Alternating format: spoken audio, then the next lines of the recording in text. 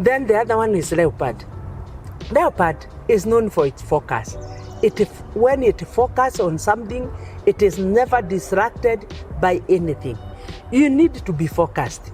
I've seen many people coming to us, they were coming to buy rat. But just to hear that the rat is not really full quarter or full acre, that's a small thing. He leaves and he says that I can't buy that rat. You need to be focused and not to be distracted along the way. The other one is the rhino. The rhino is known for its discharging.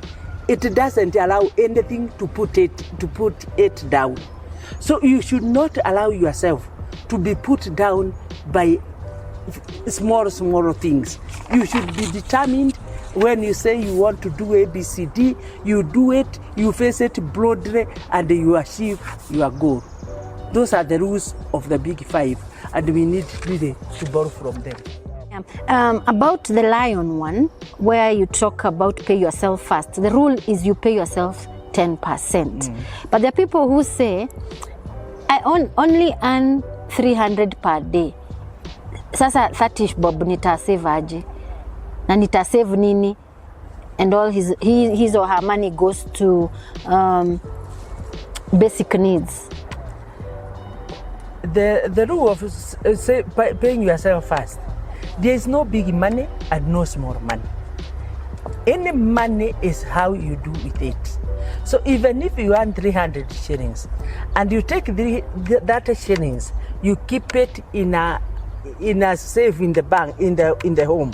In a week, you have that times 7, that is 210.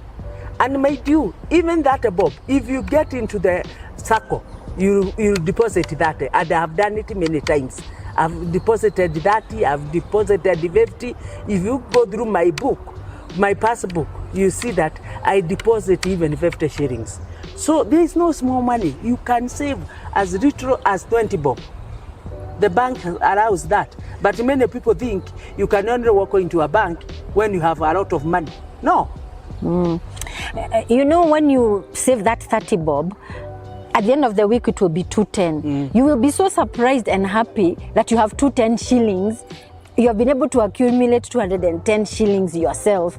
You know, you will feel so good that you start thinking, now how can I earn more? It motivates you to think how you can earn more. It expands your thinking. You start wondering. We just talked about mindset. Your mind starts thinking other ways and broadly. I want to give you a testimony. Just this week, my mom introduced me to a chama. A chama, I don't belong to any chama, so that's the first one that I'm in. And that was 1.5 years ago. I got to know that this now, because in that chama, she attends for me. So I've never gone to that chama. I don't even know who the members are, but they are old women, pensioners, my mom's age, friends, and relatives. So I just save 5K every month. So I didn't even know how much I had saved and for how long. So this week I got to know that I had saved 90,000. I was like, what? 90,000? That's a lot of money. And so I feel so good. I'm encouraged to now save more. And then I also got to know there's a money we save extra for December. So I save 1K extra for the December holidays. And so I got my 12,000 back. And that means that my expenditure for December will be cut by 12K. I was like, oh, amazing, amazing. They also charge interest rate of 16% for when they lend out to members. And that's the reason is so that they're able to give members dividends at the end of the year. So I got a dividend of 10,000. Oh my God. You see, that encourages you. So I'm like, oh, if 5,000 can do all that magic, what about if I increase to 10,000? So saving your little, what you consider little, and then you see the results at the end of the year, then you are motivated and encouraged by how quickly money can become more and what you can do with it. Because with 210, you can now start thinking of sending to a circle. Like the circle that we belong to,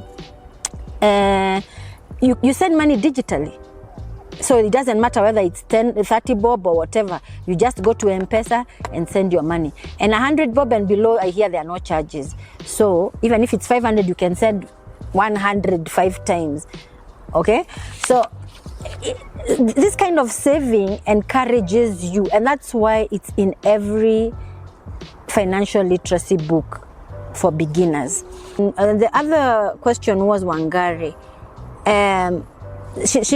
He or she made a comment and said, I am on a journey of being wealthy. And that was a good statement, because becoming wealthy is a journey. You don't start today with 30 bob a day and you become wealthy today. In fact, whatever you have to say will be very good for the person that talked about the question we have just asked. Yes, to become wealthy. You can become wealthy with 30 bob a day. Yeah, because in a week, you have 210. Yeah. In 2 weeks, 420. In 4 weeks, you have 800. So you see, it's a journey. You have to set a year 6,400. Yes. So you see, you're becoming wealthy. So becoming wealthy is a journey. There is a starting point, and that starting point instills a lot of discipline. You need to be disciplined to save, so that you can now start your journey. Otherwise, when you are distracted along the way, you say that this little money will never take you anywhere. It can make you a millionaire, that bob. Yeah, it can make you a millionaire. Because before even those who earn a lot of money, because them they just spend. Because also another thing, the idea of becoming wealthy is to multiply what you have. And as you are saving and you are multiplying, you are borrowing, you are also increasing your wealth. If you borrow that bob after 6 months, there is something that you can buy 2,000 shares of a certain company. So you are increasing your wealth. Wealth is a journey. Yes. And one thing I'd like you to take home from this channel, wealth is about multiplication of resources. And resources is not just money, but right now we are talking about money. Multiply your money. It doesn't say multiply how much money. Money is money. Whether it is 10 bob or 30 bob or 300, money is money. Look for ways to multiply your money. When your money reaches, with this 30 bob, 210, at the end of the month, it will be about 840. It means you can buy some shares. That is how you multiply, you can buy some shares with that. So if you're not multiplying the resources that you have, you cannot become wealthy. And you need to become wealthy.